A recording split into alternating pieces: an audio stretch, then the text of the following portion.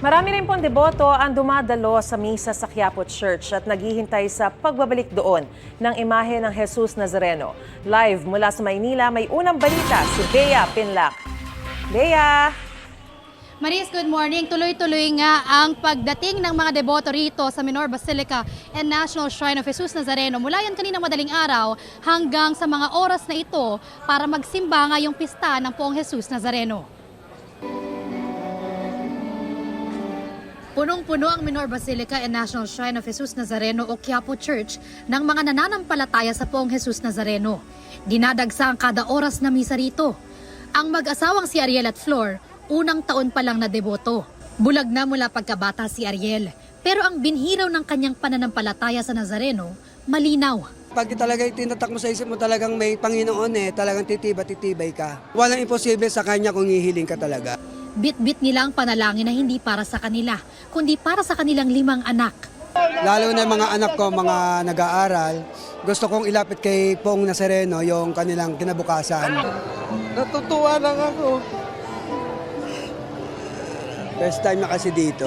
Yung anak ko makapagtapos ng pag-aaral. Sana nga ganito, masinso, yung kahit konti lang.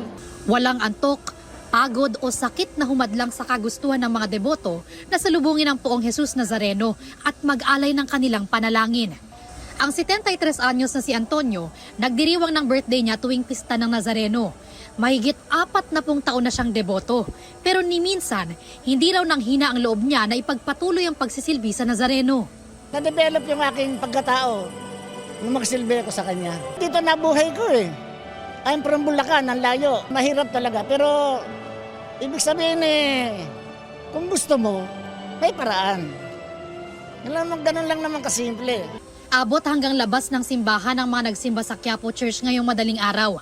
May mga bata, matanda, may ilang nakayapak, may nakaluhod at marami sa kanila ngayon pa lang nakaabang na sa pagbabalik ng imahe ng Nazareno sa Quiapo Church. Maris, kita nga sa aking likuran yung umaapaw na mga deboto dito sa Quezon Boulevard at abot yan hanggang sa mga karatig na kalsada na isinara para ngayon sa pista ng Poong Jesus Nazareno. Ang ilan naman ay pipila doon sa Villalobos Street para makapagsimba mismo sa loob ng Quiapo Church. Kada oras po yan hanggang mamayang hating gabi. Yan muna ang latest mula rito sa Quiapo, Maynila. Bea Pinlac para sa GMA Integrated News.